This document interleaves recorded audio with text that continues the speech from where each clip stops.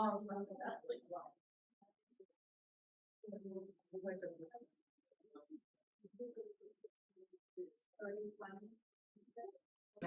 let's see. Well, I guess we'll go to 5 and return the elevator. Sounds good. We'll go down. She blinded me with science. She blinded me with science. And one of the biggest changes for the Games for Change Festival itself, that it's now part of the Tribeca Film Festival, proof of just how widespread and accepted this whole movement has become. Barry Joseph, who's here on behalf of the American Museum of Natural History, is showing off an augmented reality card game, teaching users about pterosauruses.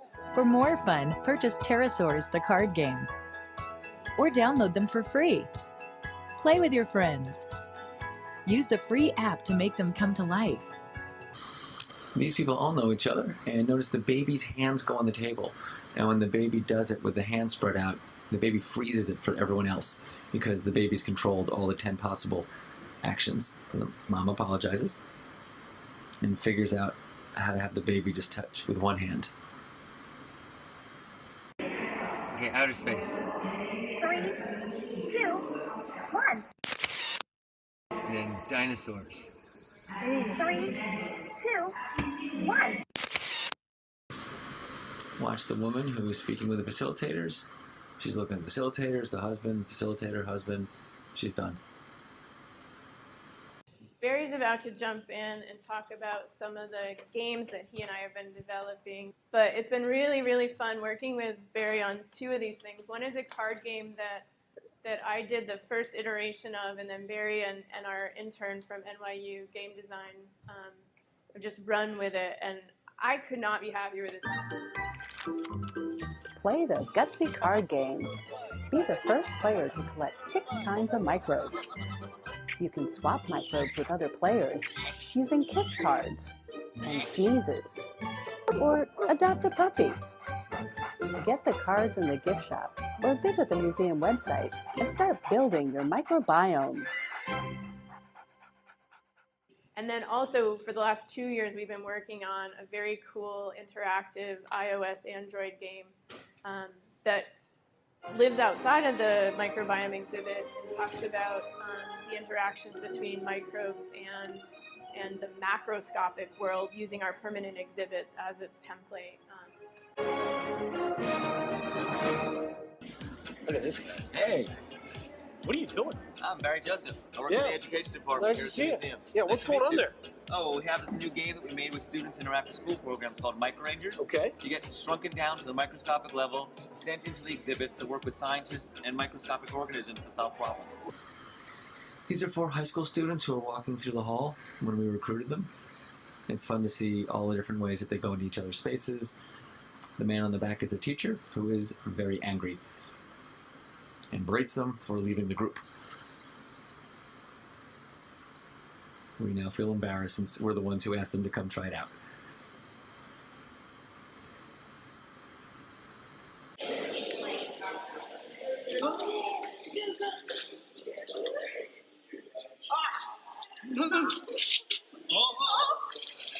Alright, how'd this game go?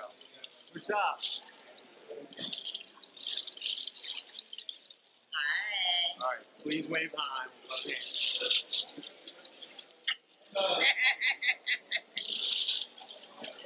That's where I am.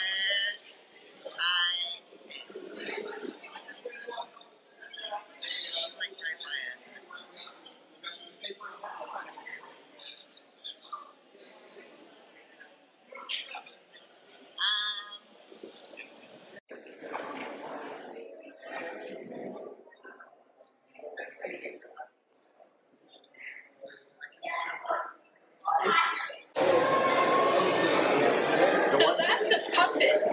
So a puppet is a bird that lives on Haida Gwaii that has a really colorful beak. So you can see he kind of has a really big orange beak. Yeah. And another thing that really attracted me to the program was that the people running it, the grown-ups involved, were all really, really cool people, along with the man who runs the program, Barry Joseph, standing right there. That's Barry. He is really good at organizing things, and he's really good at working with people our age, which is refreshing because sometimes there are people who are really good at science who don't like kids, and then there are people who are really great with kids who don't really know science. He knows both. So one of the highlights for the day was seeing how we were able to leverage youth's existing interest in a game and in gameplay and let that be the doorway for them to enter a whole world of knowledge. That's your feature. Thank you very much.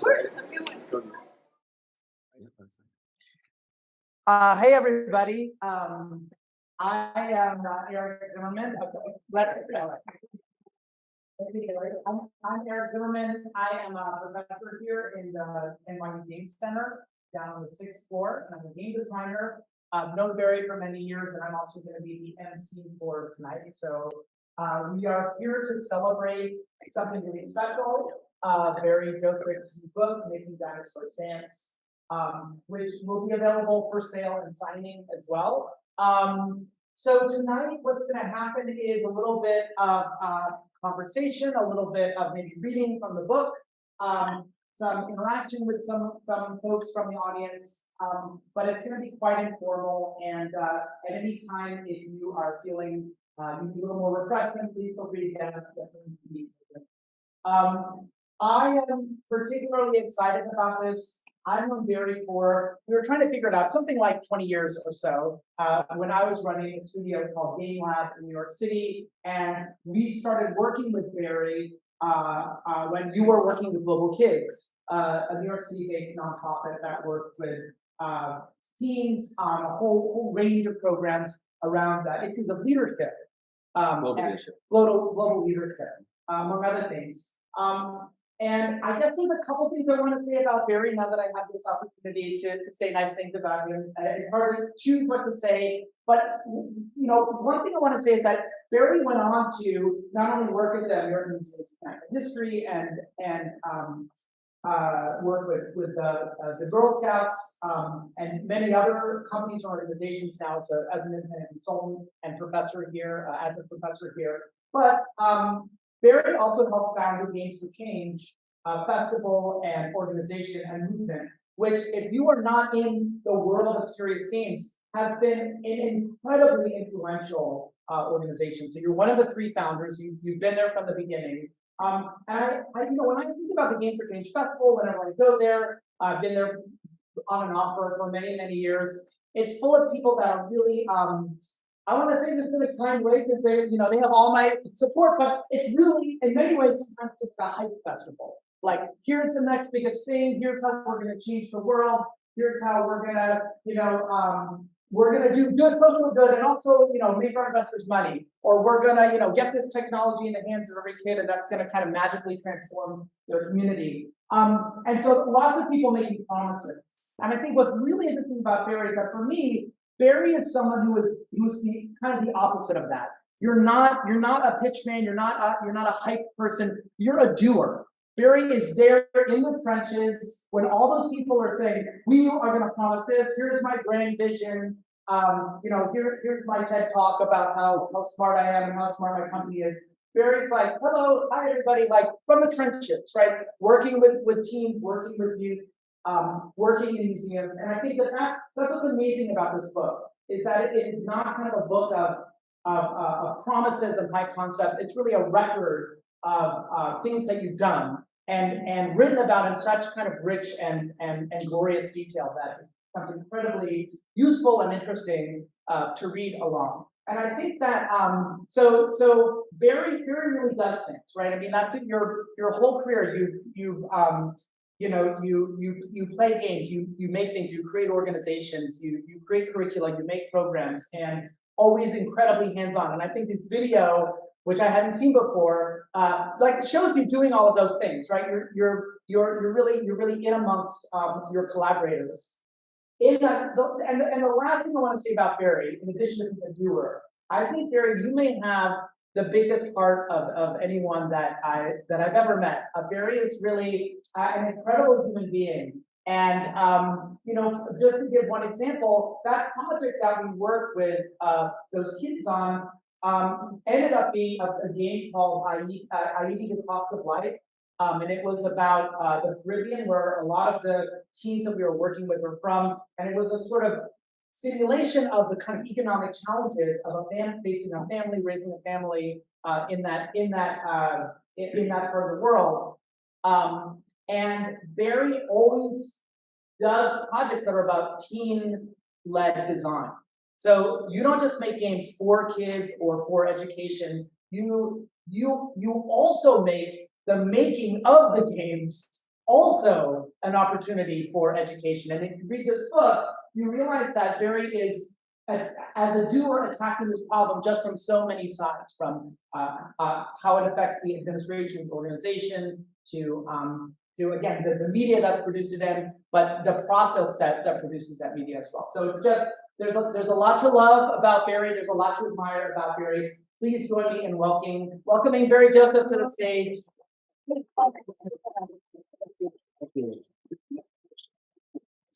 All right, no. All right, so I'm super excited.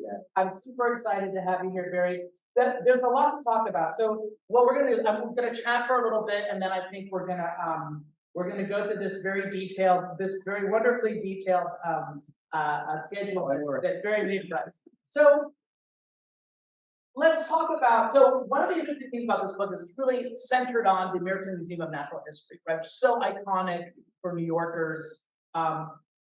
You have great stories about growing up there, for example, and then sort of returning to it as an adult. One of the things that I found super interesting, before we get into the details of the projects, is just that so much of what you write about is how you had to work with the administrative system, the community there, right? Like all of the departments, all the kind of cultures of the museum. So that ends up being this whole kind of subtext of the book. I mean, tell us a little bit about that. Like, what was it like to kind of enter into this very old and established organization and try and push them in new directions? Excellent question, Eric. Before I answer that, let me first thank you all for coming. This is bringing together so many different worlds for me, both up here with who you're going to see and who's out here as well. So I'm really touched that you're all here. If you're seeing me for the first time, welcome to my world. Not just me, but like everyone here, because there's such incredible people here who represent so much, including you, Eric. So thank you so much for that really heartfelt, thoughtful, and generous introduction. It was very moving. I'm happy to see more than one person here who was at American Museum of Natural History, so I know some of which I refer to. I worked at a small organization before. It was only 12 people when I started. By the time I left to go to work at AMH, it was almost 70. I was in an organization that grew very fast, but that's nothing like Global Kids. Global Kids, thank you, Global Kids. And at AMH, I think there was maybe 1,000 people who were just the volunteers, and then you get to the staff. So it's a very big organization with now 150 years of history behind it. 5 million visitors a year, amazing institution, but yes, with any institution that long and that big, lots of bureaucracy. So the person who, is Ruth here yet? No, she might be coming, not here yet. The person who created my position there told me her job for me was to clear the path, to figure out what I was going to be doing and then get the options out of the way, which was her way and part of saying to leave the politics to me, which I really appreciate because I didn't know how to manage politics like that. But as I'm writing the book, throughout the book, I had to figure out how to learn those politics. In fact, the publishing of the book itself was also about navigating with politics. People in the 50s who went on scientific expeditions, they might write a book about their time doing an expedition to the museum. But people don't write about their time working there. And everything in the book was from my time there, which means they owned it. It was part of their purview to say you can or can't say this. So I needed them to give me a check, say you can do this. And if they couldn't do that, I couldn't write the book. And we spent not a year, but maybe 9 or 10 months negotiating the process. And there's one chapter they asked me not to do. Pretty much everything else they let me do, without any significant changes at all, and nothing I wasn't happy to change. So I felt good in some ways that like it was a hard line, right? Learning how to navigate those politics. Some things succeeded because and some didn't. While it's not a tell-all, you're not uncritical of the institution, and you talk about some of the struggles and things that you face. But I was so interested in the ways that you made outreach, right? Like sort of approaching someone nervously after kind of a gathering and then realizing, this scientist plays board games. So she and I suddenly have something to talk about, and suddenly you're creating a board game lunch group. I saw my role there as putting myself out there and being the voice of yes, when sometimes people are used to hearing a culture of no. So that I was ready for people to have a resistance to be concerned, even if they wanted something, about having a conversation with me to explore what that might look like, because they might get in trouble, and figure out how to make things that seemed impossible possible. And that was such a privilege for me to get to be in that role, because most people aren't allowed to do that, but that's what I was told my job was. Right. So it meant that I was able to kind of push against the culture and try to help move it in a direction that allowed for the digital innovations that you saw, and you'll hear about it more tonight. But I think that again is what's so interesting about the book, because I have not having worked at a museum, but having worked with many museums, I know that there's always kind of institutional, inertia and pushback with people trying to do innovative things. So I think that those stories that you have in the book, the detail of them is so interesting in terms of the specific strategies you took. The other thing I want to say is that I really think this book, in many ways, is a love letter to the American Museum of Natural History, right? So it's really, and I just want to share with the audience, the final chapter of the book, the conclusion, is about a game that Barry designed as a farewell present for all of the people. You said you made a list, and it ended up being like 70 people that you worked with, and you basically created a whole LARP-like alternate reality game, sort of multiplayer puzzle with web components and real-world sleuthing, and that got people to a space museum behind the scenes that most people didn't even know about. Right. Who worked there? Brian's not in here. Yeah. And I just have to say, reading that really brought tears to my eyes, because it just reminded me. This is the end of my introduction to your promise. Then I'll stop gushing. But it reminded me, Barry, that you, when I say that you have a big heart, I really feel that you have such a playful soul, and that you really that was such a nice, completely unnecessary gift that you gave all of those people and those collaborators. And it sort of shows that you really, you don't just talk the talk, you walk the walk. And for you, that was the appropriate way to signal how meaningful your time had been, but through game design, right? And through community building. And by putting all of the principles and ideas and practices to use, but just as a special, intimate, private game that you designed for them. So I really, really thought that was so beautiful. And I'm so glad that you included that in the book. Thank you, Eric. I appreciate your mention, because I never thought of myself as an experience designer. I thought of myself as an educator, a digital learning educator. When I started at the museum. What's the difference? Between right? And so you're talking about the gaming aspect of it and the playful aspect. But for me, I just wanted to leave an experience behind that reminded everybody of what I loved about them, what I loved about working with them, what I loved about the institution. And in some ways, that's what the book is awesome. You called it a love letter. Right. I wanted to create the experience of the book that showed people about, yes, there's a visitor-facing side of the museum. And of course, there's a bureaucratic backside to it and the day-to-day hassle to get through. But there's this wonder behind the scenes of getting to work there that many people, when you work there, you can't believe you're getting to walk through by yourself on the way to your office all of these dinosaurs. The museum hasn't opened yet, the lights might not even be on yet, and you get to be there behind the scenes, and that feels amazing. Do you want to? Yeah, why don't we, we're not going to spoil that final chapter, which is such a great read, but Barry, I think you have something that you wanted to share with us about. Oh, we saw the book. I see a copy right here. Copies over here. It's so nice to hold it in your hands after. Oh, it's so good. Yeah, after so good. While I'm getting the page, do you mind calling out the two things I stuck in the back over there? Even though you don't know what they are yet? The objects that. Yeah. One of them is that spider's holding up. One of them is the bat. The bat. That's No, that's a. Oh. Sorry, spider. That's an AR cube, and that is a puffin mask from the Haida Hall, which might come up, might not, but those are just some objects from our time. All right. So Barry, I think you're going to read about Barry. Scattered throughout the main chapters of the book are these wonderful little vignettes, which are about Barry's experience of the kind of physical space of the museum at certain times of the day or at certain moments in your history there. So it's a very, very short. Very short, but it has visuals.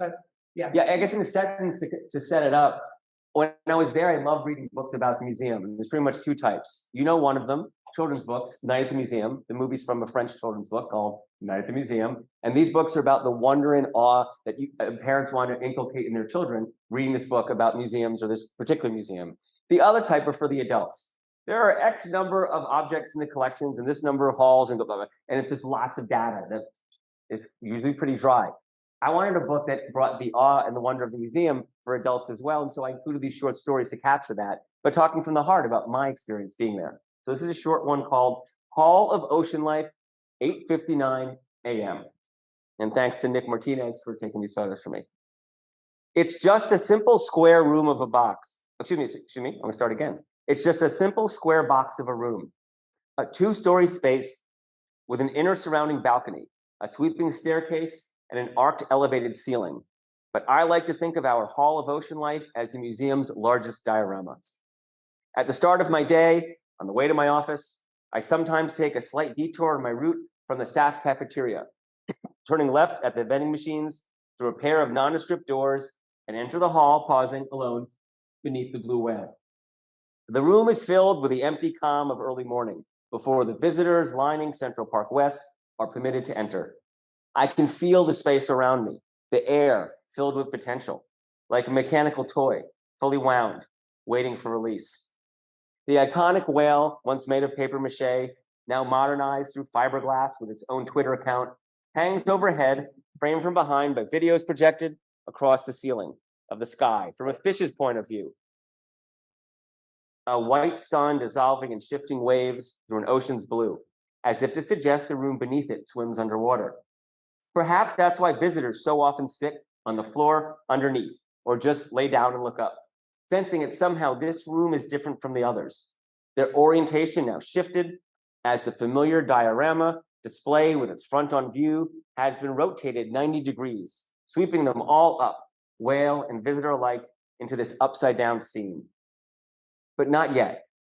The visitors have not yet arrived. The museum is not yet open. There is no reason for the full power of the room to be on display. It's 1 minute before 9 a.m., an hour before the doors open wide, but seconds before this hall turns to life.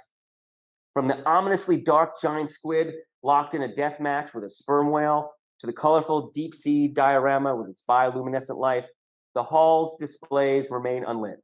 The piped-in acoustical landscape of ocean waves and gulls remain silent.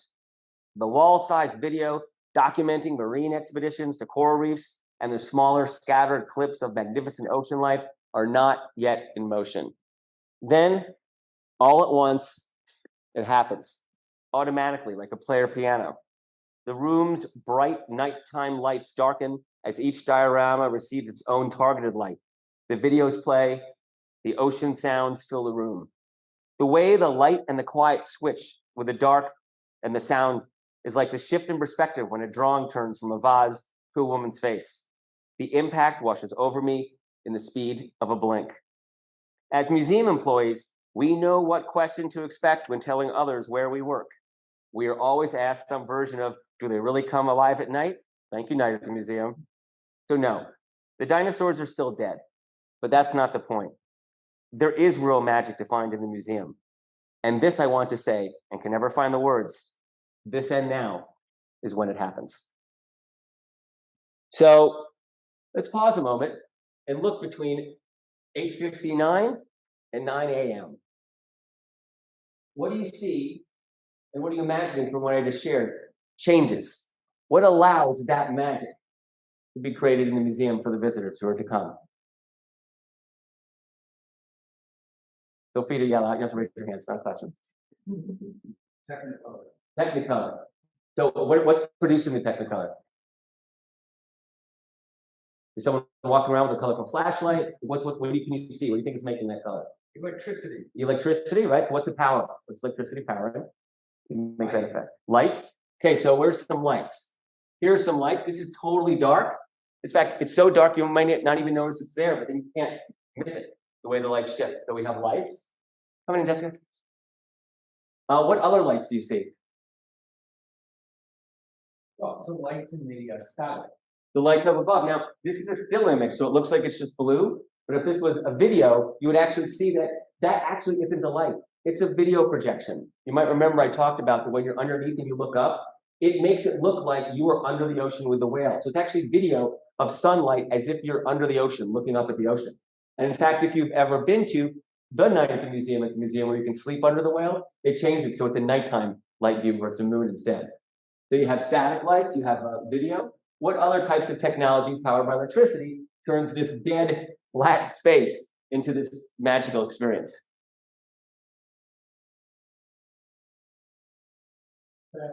Sound, right? What do you remember? What sounds we talked about? I mentioned. What are some things? And feel free, anyone can join Ty. What are some sounds in that room I talked about that are not here but are here? Seagulls, right? You're hearing ocean sounds, right? And there's also sounds coming from the video. These screens aren't on, but these are separate screens that also have their own sounds, I believe, as well. And what turns all of this on? What makes these lights switch? What turns on the audio? What turns on all those videos?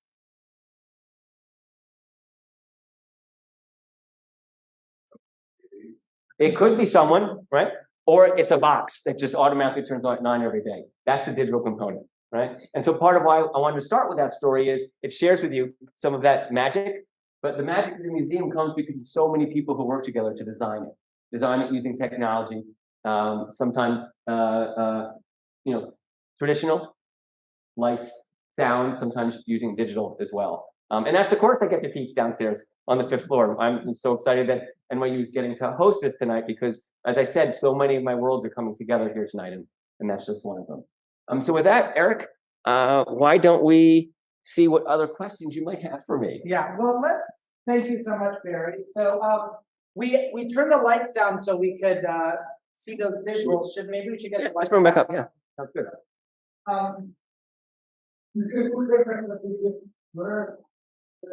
Speaking of lights changing and Let's imagine right happen. You're all part of it. getting a little bit. Look, the creatures are coming alive. All right. Well, gosh, there's so much to talk about in your book. The way that it's structured is that there are chapters on types of technologies like games or VR or visualization or XR. Yeah. So and then you take each of those through this sort of process, through these sort of steps of a process. Before we dive into all of the details of that stuff, there's something so interesting because I actually found as a game designer, I'll be really honest with you, in some ways your process is the opposite of mine. It's very front loaded. Like you really do a lot of research, a lot of who is this for, how are we doing it for, how are we going to do it, how are we going to, right? But I think that maybe do you want to talk about that a little bit because I'm really curious how because I think it's appropriate for that institutional context where you really have to get the funding, you have to prove to people that that's going to exist, you have to fit it into all of the kind of agendas and missions of the different departments that are overlapping. The exhibit where it's taking place, the education department, the technology department. But I think the danger of that sort of that over preparation is that it's very hard to be creative or exploratory in a kind of open-ended way. So I'm really curious how you navigate that kind of once you start working on a project or throughout the process. It's a great question. And I also imagine in my mind, even though you explain it, what the difference might be about your technique. So as I described yours, let me see if it's better or not, right? So as you know, I came into game design working in an educational organization and working on social impact games. So that meant games always had to have an educational impact in the development of the game and also people who got to experience it. So there were those outcomes and also the social impact one often as well, right? So we might not have known what the game was going to be at the end, but it had to hit those goals. And we might modify those educational outcomes. But if we're getting funding to do a health game about microbiomes, it's going to be a game about health impacting microbiomes. You can't take a left turn on the outcomes, right? Right. And so I feel like I'm guessing part of your process is to see where it goes. Where's the process leading you? Right. What are you being engaged with? What's unique and interesting about it? What outcomes are emerging out of this play, rather than what outcomes we want before we start exploring them. But I believe, as you do, that there's magic in that iterative design process we talk about in the book. And Eric isn't just a colleague and a friend; he's also been a mentor. He's taught me what I understand about game design through modeling what he's done through Game Lab and others. And so I understand iterative design through you and through your colleagues who I've worked with over the years. And I know that if we do keep open the possibility of listening to what's possible, listening to things you don't expect about what's working in the game, listening to what people want from it, which is different than what you expect, you're going to end up with something no one's going to want. So for me, it's always been a process of keeping an eye on that prize. Like, what is that experience we want to be in, which includes social impact and educational impact, but being open to the power of the process, of the iterative design process, of not knowing at the end what you're going to have at the end. So, for example, one of the my favorite projects at the museum, and we just came in, hey Ruth, great to see you. Come on in, have a seat. Thank you so much.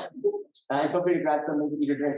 Are you doing it? So we had this whole idea that, like, wouldn't it be great if we had a TV screen in one of our cultural halls and have a second screen in the cultural hall of the community being represented, where people could see each other on that screen, and they could somehow create a mutual collection, and that would be a way to kind of undermine try to get us to a post-colonialist type of museum dealing with cultural content. And what it ended up being was a telepresence robot, which we never would have known in the beginning. That actually wasn't about having a static screen, it was having an avatar for people from the communities represented in the hall, go up to people and talk to them and build those one-on-one relationships.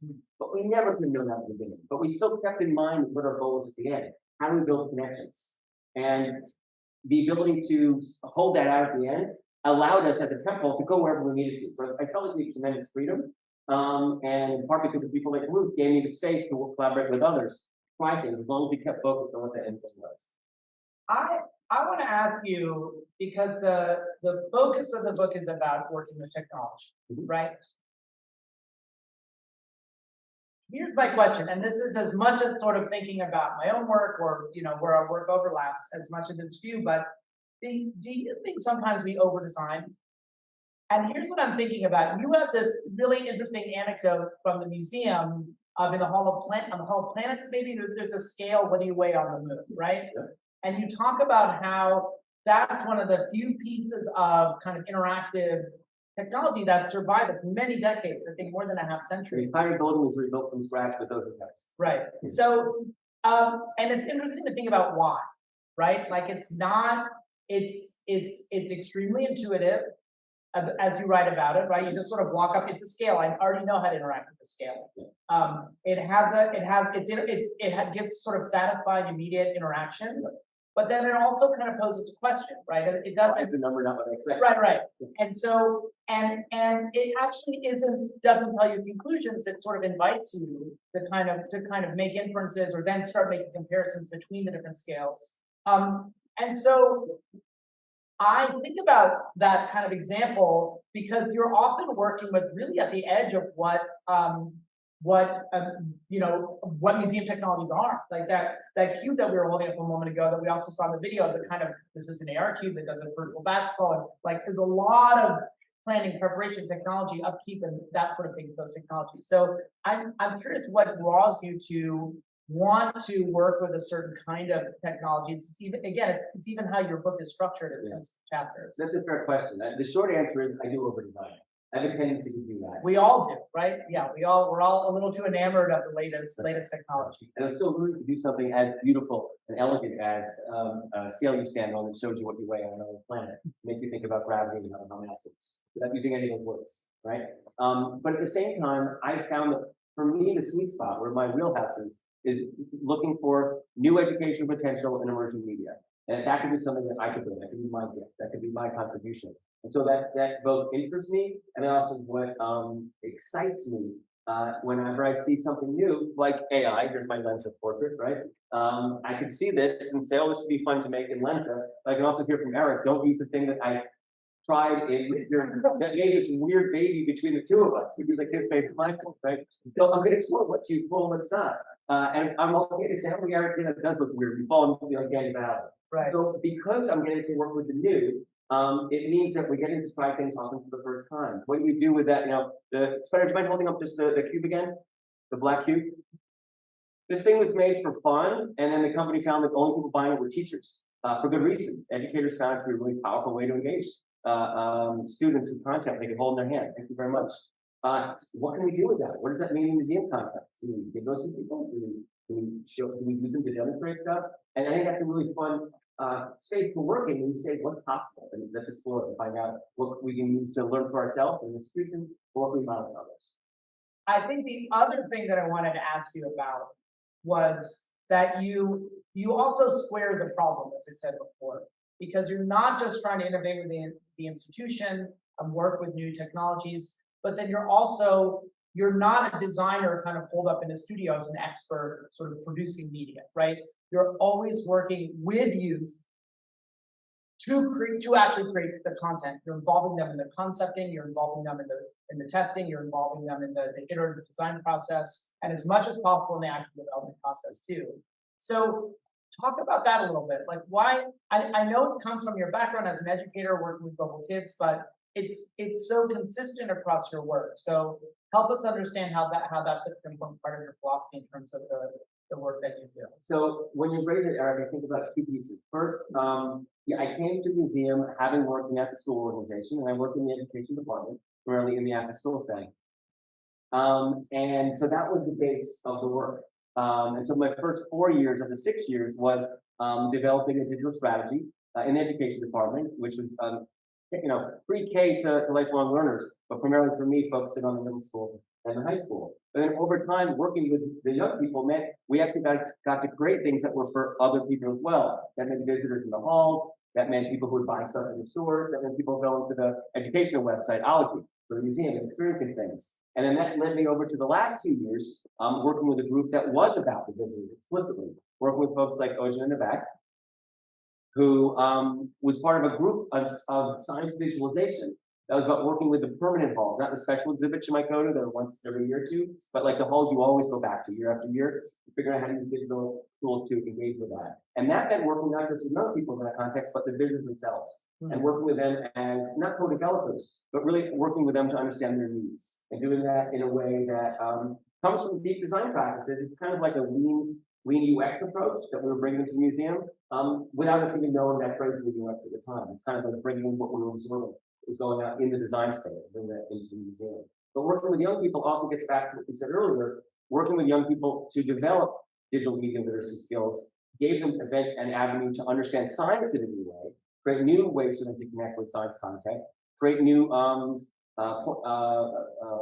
points of inspiration for themselves they might not have had before, and a new way for them to envision themselves being in a science institution, being in science education, and potentially even working in science as a scientists themselves. I mean, it really reminded me of the work that came out of James G. and his whole group in Madison about how, learning about science isn't about learning facts, as we all know, but it's really about understanding what does it mean to be a scientist, right? What does that identity mean? And I think that's what you're doing for these young people as designers and creators of media as well, right? That you're giving them an opportunity to model it, and you're not bullshitting it. Like they're doing it. They're actually making media that ends up sometimes in the gift store or in the as a long-term exhibit in the museum itself. The visitor experience, that's right.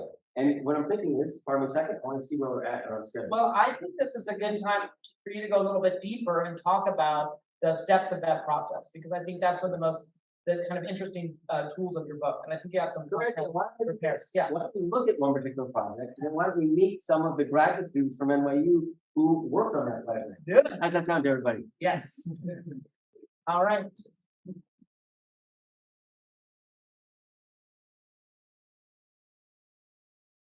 So the book, as Eric talked about, is not a high concept book. It's a book about practice. But for it to be useful to others, it had to share what are the lessons that you can learn from these activities, these case studies that could be applicable in other contexts as well. And what I focus it around are the 6 things I described here as user research, rapid prototyping, public piloting, iterative design, youth collaboration, and teaming up. And briefly, user research are efforts to define and understand end users. And what I'm talking about here is on the cheap. If you have the funds, it's great. Hire a company for $100,000 to do some research that in 6 months or 12 months later, you'll find out if what you do is useful or not. I'm talking about doing something that afternoon so you know by the end of the day what you need to change by tomorrow. And knowing that you know enough to be able to do that. Sometimes that's called guerrilla research.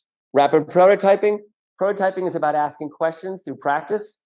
What is the thing you're trying to figure out? How do you make something to answer that question as fast as possible? And public piloting is taking that thing that you prototype and bringing it out to the public. And something Eric and I were just talking about. And again, doing that as soon as possible. Yeah, right. Your description of the cardboard iPads, right? That they're sort of walking around the museum with them. That's right. That's right. And then iterative design, which I referenced earlier with Eric, is design, evaluate, revise, and repeat, which is a practice that I learned through game design, but is not inherent in game design. It's inherent in the design practices. And I Was very fortunate at the museum to get to explore that in many of the projects with a number of loops. We talked about youth collaboration, working with youth, not just as advisors or consultants, but as co-developers. And the co is important. It's not about them developing it. It's not assuming they have the expertise or the knowledge at any point. It's giving them the resources to work with them to have meaningful contributions at every point along the way. And finally, teaming up, which is both internal. Eric was asking me questions earlier about internal politics. That's one of the many internal things you have to figure out. Who do you work with in your institution? But also external. What resources do you bring in from the outside? And so I'm going to quickly walk through a project called Crime Scene Neanderthal. And if you'd like to play along, note these 6 things, and I'm going to be referencing them throughout. And if we have time at the end, I'll see, did you catch any examples of it in practice? Because that's what I did. That's what I had to do with writing the book. Figure out what are projects that are good examples that highlight these 6, or highlight where they were absent, and boy, I wish they weren't absent. Right? So, Crime Scene Neanderthal.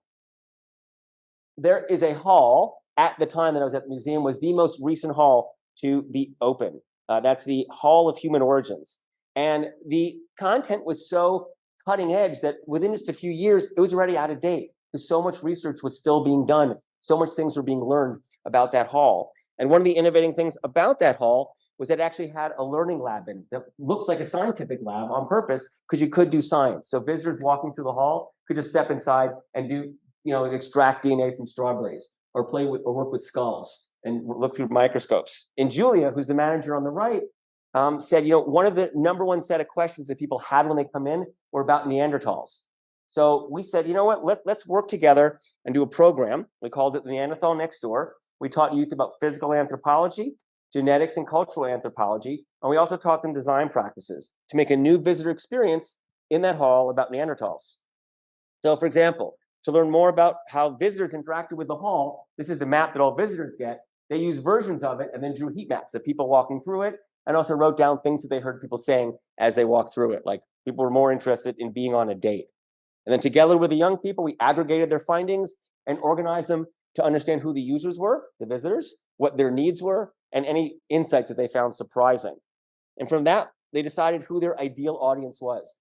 People with low museum literacy, who we were going to work with to help them learn how you get meaning and personal connections in a museum, and also people with low Neanderthal knowledge to look at that overlap. And eventually they began to design the experience itself. And together we came up with a narrative. At the site of a municipal dig, perhaps when Metrotech was being created, some bones were found. Could they be Neanderthal? We're pretending now. And require the development to pause so they can be collected. So are they Neanderthal or not? And if so, how did the victim perish? And they called it Crime Scene Neanderthal, which I thought was a great name. And it would be facilitated by teen docents. Look, Ruth, it's you. Pretending to be a visitor. And what she was being asked to do was to pretend to be, the teen docents are pretending to be scientists. And the visitor, like Ruth here, is a Neanderthal detective. And with sheets, like you can see on the table, that were guiding the investigation, she would capture her findings and it would turn into a final report. We broke the young people into smaller groups. They developed each of the 8 encounters, detailing scripts for the facilitator, the role of the physical objects, like replicas of a Neanderthal bone, the role of a mobile experience through an app we'd create, and how they would come together, all these pieces, to leverage the exhibits assets at a particular location within the hall. They were then turned into a paper prototype and piloted with their peers in the hall, iterated each time based on the feedback they received. Their final plans were compiled into 100+ page design document that was delivered to GeoMedia, an outside firm building the actual app. When the prototype of the app was ready, the youth turned from developers to testers, piloting the print, digital, and physical materials with regular visitors to the hall. Every weekend for months, they roamed the hall. The lessons they learned would be implemented during the week, and a new iteration would be used the week after. The final stage for visitors was determining, as I said, the origin of the fossils. Were they Neanderthal? At the giant DNA display, for example, an AR experience on the app launched a DNA comparison game, which led our visitor detectives to determine the bones were in fact Neanderthal.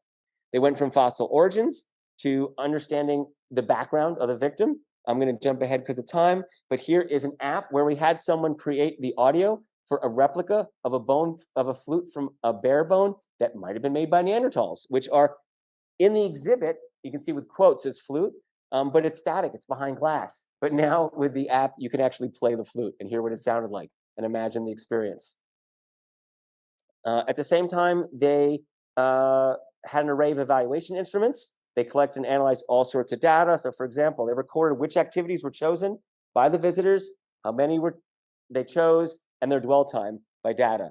And this, with 238 visitors during their time. And with data visualizations like this, we learned that visitors were spending twice as much time as we anticipated they would, almost an hour. And rather than doing 3 activities on average, they were doing 4. At the end of the experience, the visitors turned in their dossier, which you see in the middle, making their recommendation based on scientific evidence, and received a 3D printed Neanderthal bone to thank them for helping out. And that, in an abridged nutshell, is Crime Scene Neanderthal. So with that, let's go back to our 6 tools for digital design, right? User research, rapid prototyping, public piloting, iterative design, youth collaboration, and teaming up.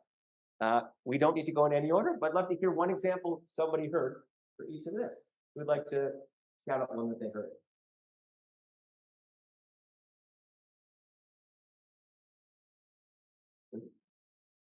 Definitely some rapid prototyping where you were drawing it out on paper and sketching out where you thought you were how it's going to look and how people would interact with it. Good example, yep. A lot of stuff done on paper, even if it's eventually going to be digital, or to understand where people would be standing, what they'd be saying. Thank you. 1 down, 5 to go. Public comment. Thank you, Michael. Brian? Like user research, The what? The heat map to the hall, right? What was the first example of user research we got? Yep, when did she know?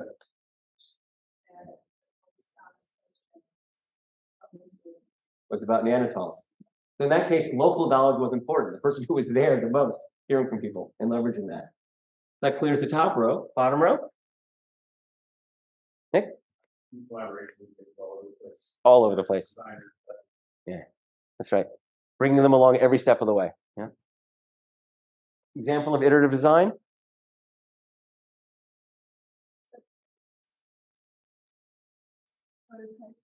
Yep. Yeah, so 2 students would work on the weekends. The larger group would meet during the week. They'd hear what worked and didn't work, and then the new group would try it out differently the next weekend. And teaming up. Internal teams. You mentioned Julie already, right? Someone working from the hall. Of course, we work with so many other groups that I couldn't even begin to mention here, but are mentioned in the book. The group within the museum who designed all the beautiful material, who creates educational materials for the public, and others as well. And then external, I mentioned the company who was developing the AR. And we don't have time to get into the details, but that company, unfortunately, lost its AR team right before they were going to finish it. And so this project never came out into the public. It had a very successful behind the scenes. It taught us key things that we then used in how do we bring AR into family experiences and visitor experiences? How do we bring digital tools onto carts that were run by high school students and college students? How do we think about working with young people as co-designers? How do we think about mobile app experiences that are for a thin slice around the whole museum? That and more. So even though it's never opened up to the public at the end, after a 1.5 years of programming, and I open the book with it. As Eric said, I don't just say, here's all the great stuff that happened. I start with something that never made it to the public, because my point is that when you're innovating, if you keep your eyes on that prize, as Eric was talking about with me before, if you know why you're doing it, as long as you can move that ball forward, you can open up the possibility space for whatever's going to follow. I wish Crime Scene Neanderthal had come out. That would have been a better outcome, but it wasn't a failed outcome. It moved everything else forward in the process. And those students, of course, had their own educational transformative experience as well. But that's why the book is so great, because like the Neanderthal roots coming back to life so we can play it, we can now read about this whole project in glorious detail, even though it never reached the public. And so that, in a sense, that this is that project being shared. That's right. Well said, Eric. I think that we're going to move on to the next phase, and we're getting near the end now. But I think before we wanted to do that, I want to call Professor Mika Baumeister, who is at ETC and runs the future program there, just a few floors down. So coming up, let's welcome Mika. I think that we're going to introduce some of the collaborators that Barry's worked with. Being one of them. So come on up. So my name is Mika Baumeister. I am, as Eric mentioned, a professor in the ECP programs, which Barry teaches in as well. And thank you, Barry, for this event, because it's bringing together not only Eric and the NYU Game Center, but our programs at ECT, the Learning Technology and Experience Design Program, Games for Learning Program, which he's considered as well. And our alumnus, Matthew being one, and we'll introduce you in a second. And also Julie is gonna zoom in. Both you and Julie were interns with Barry at the American Museum of Natural History. And I think you were both in the same graduating cohort, 2015, if I'm not mistaken. Right. So it is like such a pleasure to see both of you again. Hi, Julie. Hi, Julie. This is fun. Hi, So, Micah. Hi, this is incredible. Before I introduce you guys, I want to say a few words about Barry because I was like part of Barry's fan club before I even started as a faculty member at ECT because I was an alum of the program, and we've had the media and learning, visual media and learning for museums and public institutions class around since I was a student of the program. Yeah, maybe. And the person who taught it, Leonard Meislin, in true collaborative fashion, Barry and Leonard have collaborated to kind of bring this course, and thanks to you, Barry, like into a whole new future of learning, if you will, through all your students. But Leonard has brought so much to this course too. So I just want to shout out to Leonard. I took a class with Leonard, and it was one of my favorite courses. And I've only heard glowing things about your first time teaching it so far. So thank you for that. I think that what I'm going to do is say a few words about Matthew first, and then we'll move to you, Julia, if that's okay. So you wrote, I actually didn't know this, but you are now, after graduating 2015, you're an education technology specialist, a couple different independent schools, currently at Barbara School. Yeah. But I also remember your thesis project. Which was, I don't know if it was at all inspired by Barry, but it was narrative AR stories. Definitely overlaps for sure. Yeah. So one thing that was amazing. So I'm the internship coordinator for the program and I have been. I was also an alum and intern, so I have all those different perspectives. But every time students intern with Barry, I had the privilege of kind of debriefing with them, and I would hear over and over. I mean, you work with youth, but you also like share this kind of collaborative spirit with all of our students. I don't know if that was your experience, but Absolutely. they come back and they report to me that they're trying new user research methods. They're getting to prototype. They're doing all these things, but they always would tell me that Barry was kind of there with them in the trenches, kind of learning and trying new things, kind of making it up as you went, but very much sharing that process with them and learning from them, learning, you know, together, doing this kind of very innovative work in museums. And it might not seem that innovative when you look at these 6 tools, right? But I have seen enough projects. I'm a designer myself, worked in industry for a long time, but I know that people talk about iteration. They talk about user research. They talk about prototyping, all these wonderful things, but often it kind of falls way short of your goals, right? Because it's so easy to say, I'm done. This is out of my comfort zone. I kind of want to be done with this. I've designed something. It's my baby. I don't want to, you know, change it. I know, Eric, you write a lot about like getting out of your comfort zone, right? And like just going out but Barry does it. And then he infects everybody around him with that kind of passion to do more of it. And the fact that you did not release Crime Scene Neanderthal, I didn't actually know that. Somehow I missed that in your work when I read that chapter. And yet it taught us so much, right? And so Matt, I would love for you to share a little bit about what you did in this project. Sure. And what you learned. Sure. Thanks. It's great to be here. Very many thanks to Barry for the invite. It's very thoughtful and kind of him, and to see see your name show up in a book is always nice. So thank you for that. So I was there, I would say, for the most part, during the kind of user research phase when you were just kind of getting into the design thinking aspect of things with the students they were from Millennium High School in Brooklyn, right?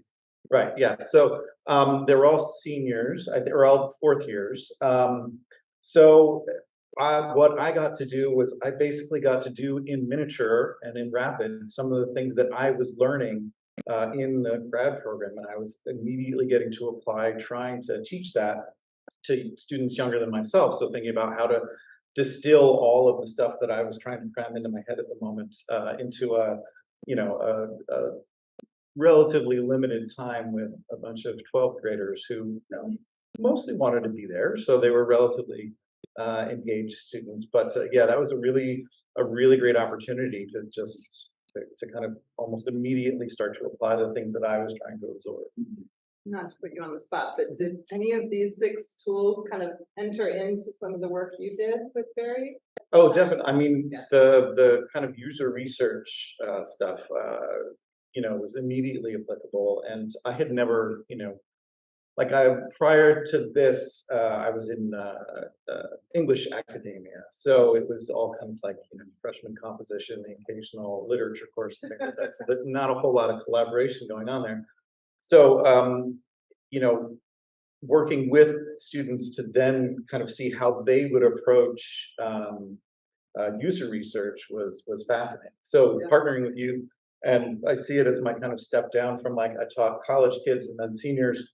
And then the grades I teach now is from 8th grade down to 2nd grade. So that was a very important step in the process to realize I could teach people younger than 18 if I really needed to. And wanted to. Yeah, and wanted to. Right. I mean, you've been doing that since you yeah, graduated. yep, since. Fantastic.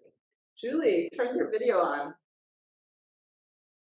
So I will just say that Julie was one of my thesis students, one of my very favorite projects as well. You did a very creative project. I have it written down. It's called Earth to Lua, is that right? And it was a transmedia project helping girls adjust to adolescence. And I'm gonna just ask the leading question whether there was any connection there with your internship. But could you also just share a little bit about what you did with Barry while you were in? Yeah, sure. I'm happy that you remember the name of my project. But first, let me thank Barry for this invitation. I'm so happy to not only be part of this event, but also to be connected to the program again. I participated in the CSI Neanderthal project right after Matt left. So Matt did all of the design process, and right when we were ready for production and start piloting, that's when I started working there.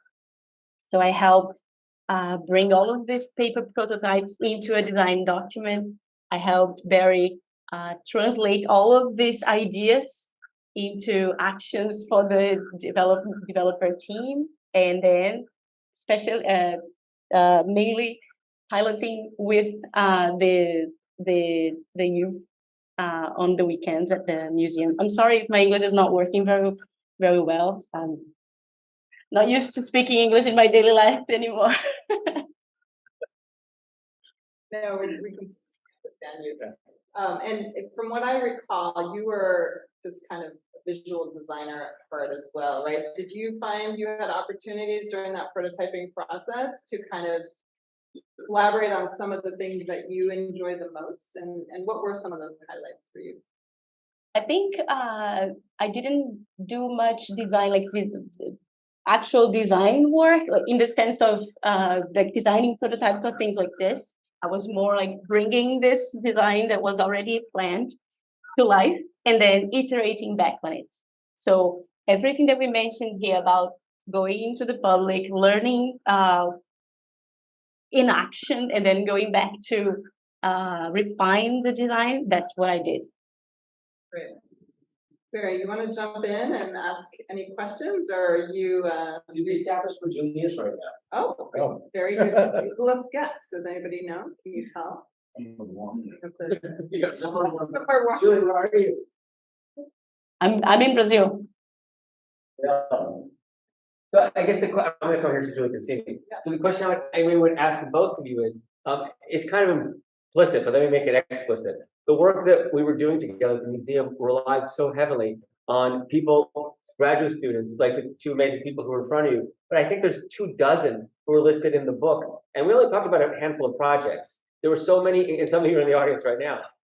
The opportunities that we felt we were providing for students who were trying to figure out what does learning look like in the real world, what does digital learning look like, we thought would be helpful for them. But it was invaluable for us to be able to work with them who are on the cutting edge of taking these design practices into learning spaces, into digital learning spaces, and being able to collaborate with them and bring in some amazing expertise you've heard. So I'd love to hear from you two. What, not about the project, but internships are designed in part to help you hone your skills, as you mentioned, Matthew, but it's also to help you shape your identity and say, nope, that's not for me. I'm happy when someone works with us at the museum and they say, I don't work in museums. Good, you learned that. What do you want to do, right?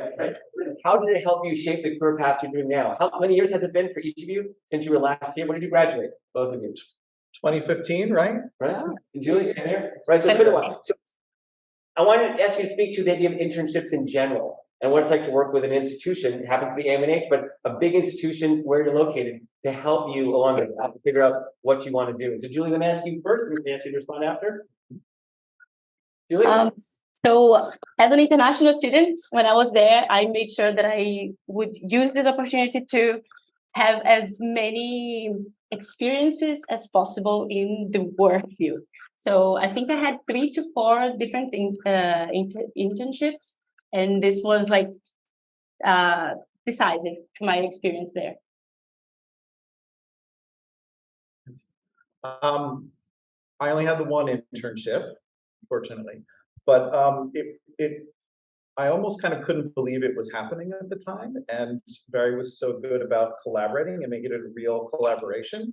Like I remember going home on the train most days and being like, I'm actually getting to do this, right? Because in some grad programs, when you kind of are working with, you're working with someone in an internship, or you're working with a, full-time faculty member, like, you get to do some things now and again. But this felt like a real collaboration. If I was ever concerned about something, Barry would talk to me about it, but for the most part, he was like, it's gonna be great, just do it. And I did, and it was a really fantastic experience.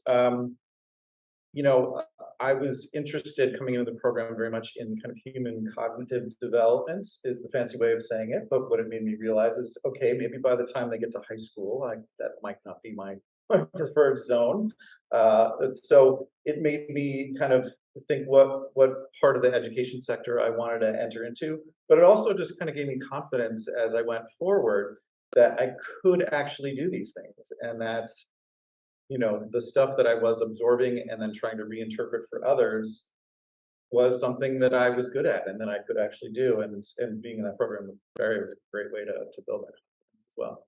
I think it's also worth mentioning that you drew from the Game Center as well, right? For your interest. I'm actually curious, Barry, like your reflections on the internship program that you ran all those years, and in fact still run now in your consulting business. You are still working with our students, but what did you learn? How did you find it valuable to work with students from these different programs? So Micah mentioned it was called the Digital Media Design for Learning Program. That's what it was. Connected with it. And they graduated. That's what it was, right? And at the same time, Eric co-founded Game Center? The NYU Game Center. NYU Game Center, right? And so we were able to draw at the museum, and later when I was at Girl Scouts, now at my own company, graduate students from there, and at the same time, Teachers College. So right now we have 14 students across the 2 programs that are designing, and spent all year on the Brooklyn Selton Museum, which is opening next month in Brooklyn. That's a separate topic. So I'm still working with the graduate students. Yeah. And what that allows me to do, as you were mentioning before, I see the internships as not just a way to get free labor. It's a leadership development opportunity. And it doesn't always work that way as internships are structured, but I feel like it's my obligation to do that. But more importantly, it's my pleasure to do that. And so I love the opportunity to do that. So when I left the museum and I was at Girl Scouts, where I wasn't working directly with young people, that was one of the few ways I got to be in that role. And now at my own company, which is in my bedroom, because how my office is structured now. My wife has a living room. These are some of the people I get to pass on knowledge to and develop. So the young people who are at both here in the programs and at Columbia, I get to have that experience with them, and they get to have it with me. But it always was different, the students between the 2 programs. The students that were coming from Game Center lived and breathed iterative design. They never wanted to finish the loops because they knew that there was always more to get, and they always were pushing for it because they knew if you didn't push for it, the energy is always going against it, right? While students from DMDL might be coming in with heavier educational conceptual you use the language yourself when you started talking, right? And so so to be able to bring all of that together was so invaluable for us. And for me, it's like I said, it's part of what I learned too. It wasn't a one-way relationship. For me, it was always back and forth. But they were both in the building across there. Now you're here on floor 5 and floor 6, right? And so I love that you've all come together here. So, Well, and thank you for that. Like, right? Right, exactly. Right. The whole mission of this. Right. Like I said, well, my world is all here. But by the way, we should all be enjoying wine and food. Yes, I should be the only one with a wine glass. I don't want to. Julie, is there anything you want to say before we transition? Yes, Barry. First, that your leadership was amazing and so inspiring. You don't know this, but when I interviewed for the internship program, I didn't know who you were. I started working there, and then the other interns were like, "Do you even know who he is?" And I was like, "No." And then when I learned, I was like, "Oh my God." And I still read your posts on LinkedIn. I think you're a very inspiring leader. There's one thing that I want to say before I leave, which is there's one passage in your book that you say one of the premises, I guess, for the CSN experience was that visitors needed to take something home, bring something home. And I wanted to show you this all the way from Brazil. I still have it. So this is officially from, so this is a 3D printed Neanderthal bone. This is officially a token from the experience, but this is an unofficial token that I got and not many people have. And these are still here. That's wonderful, Julie. Thank you so much. Matthew, anything you want to share before we transition? No, just it's great to be back in such a space with these people, and it really was an extraordinary program. When I came in, I was a little bit older than the average student. I think coming in, I'd had like 2 career paths before that, and to be honest, I thought to myself, oh, I'm gonna have to do a bunch of group projects with a bunch of 20 somethings, and we're gonna disagree on all sorts of stuff. But quite honestly, it was the not just the fellow students I worked with, but the faculty and people like Barry that I worked with was the best part of the experience, hands down. That was a great surprise. We did not pay him to say that. Thank you, Michael. Right, Julie.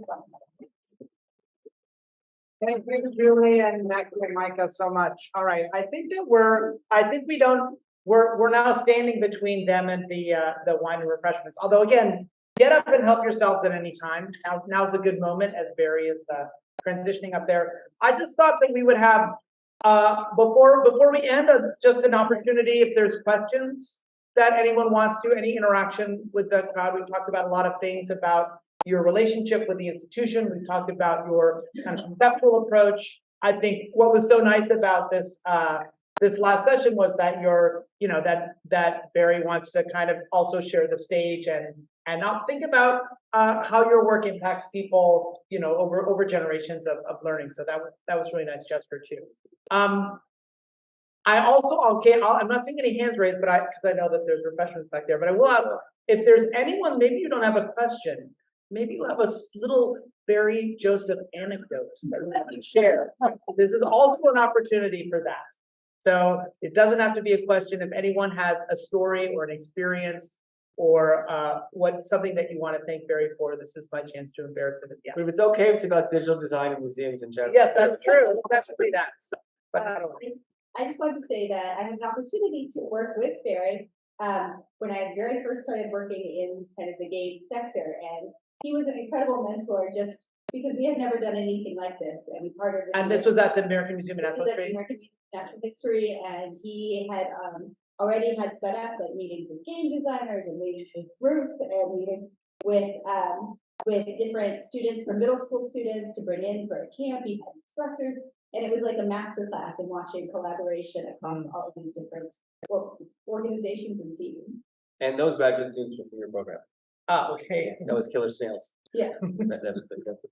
Yeah. Thank you so much.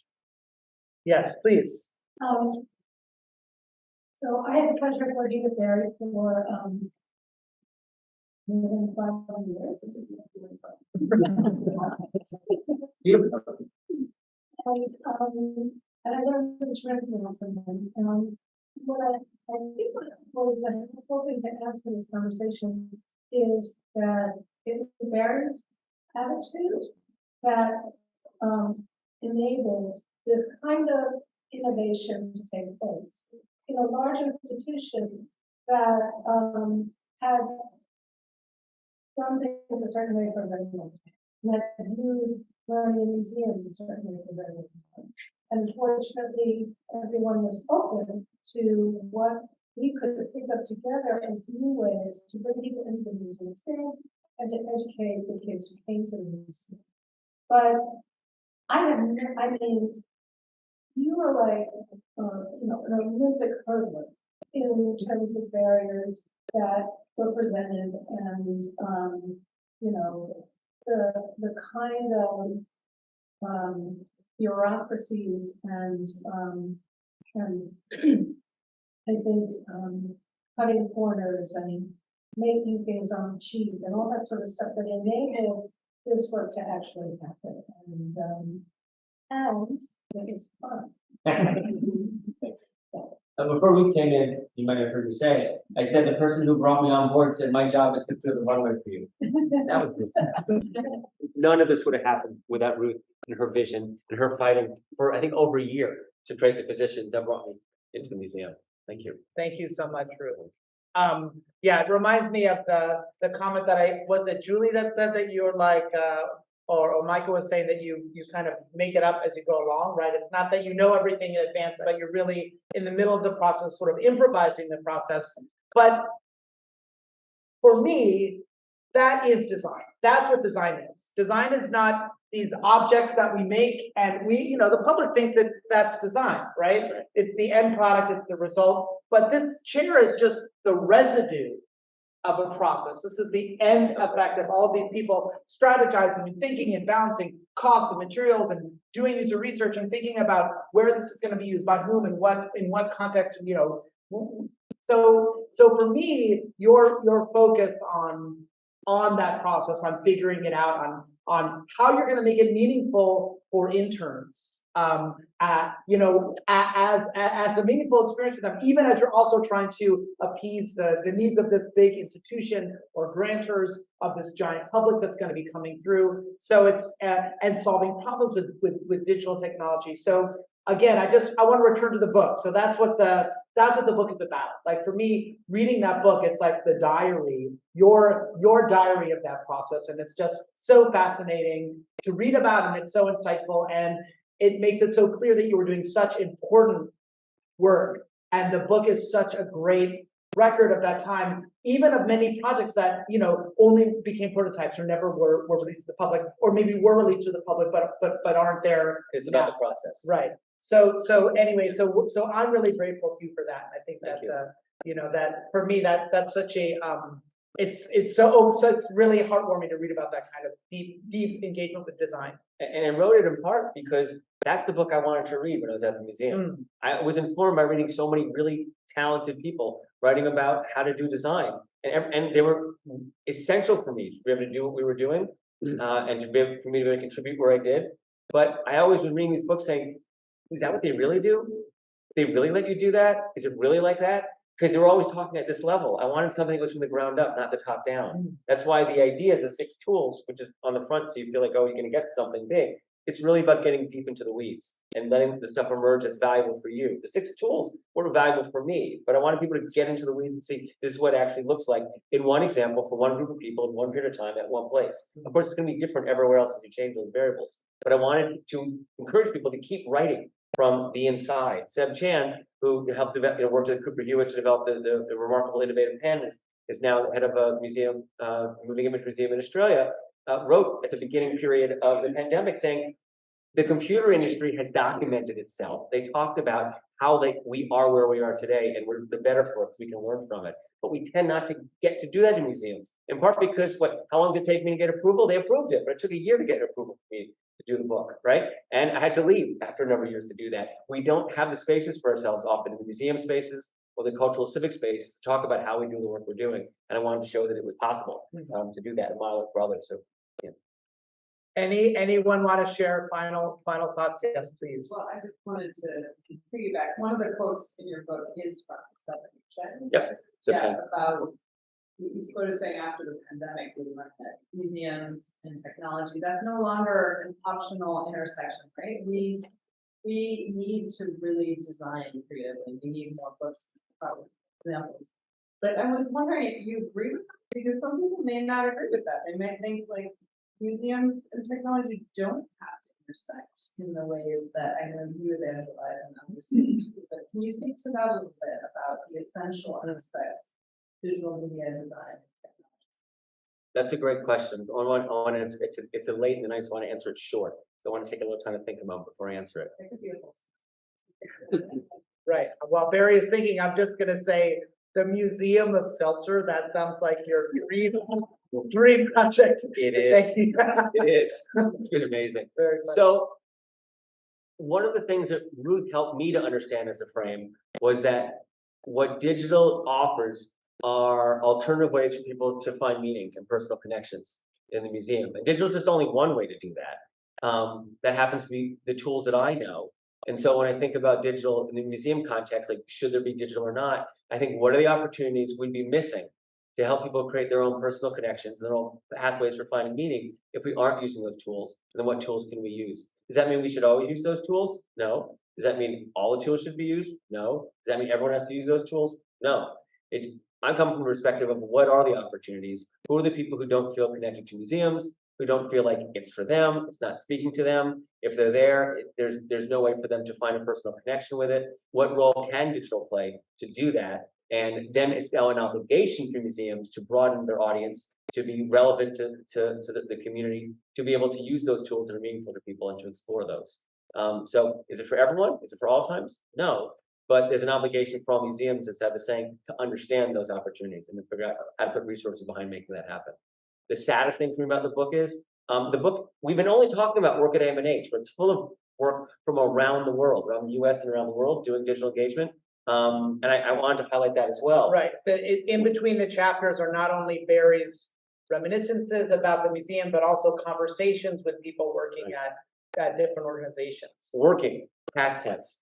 And I don't want to end on a negative note, but none of those people are working at museums anymore or at the same museum. Right. So I left the museum in 2018.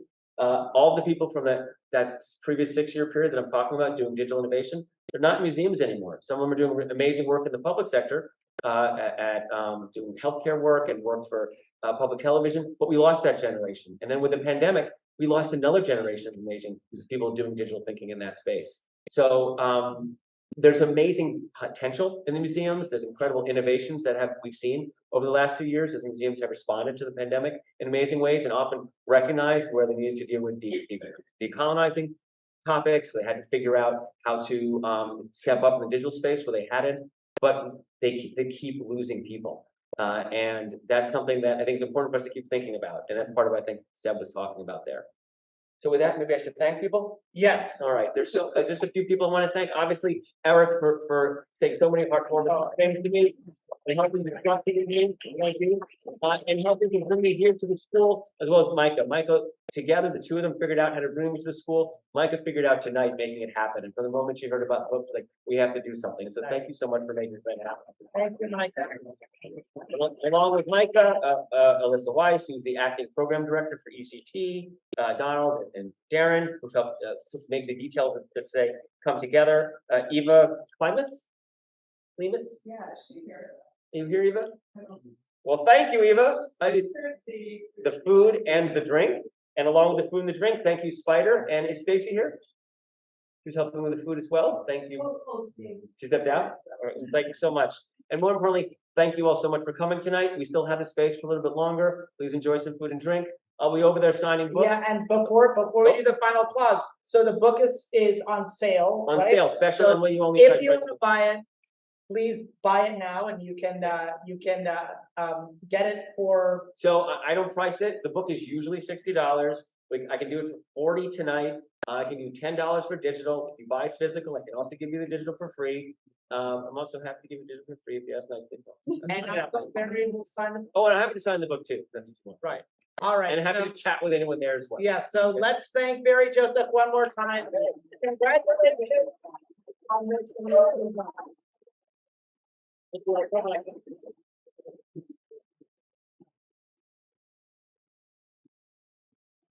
All right, let's get drunk. That was a lot of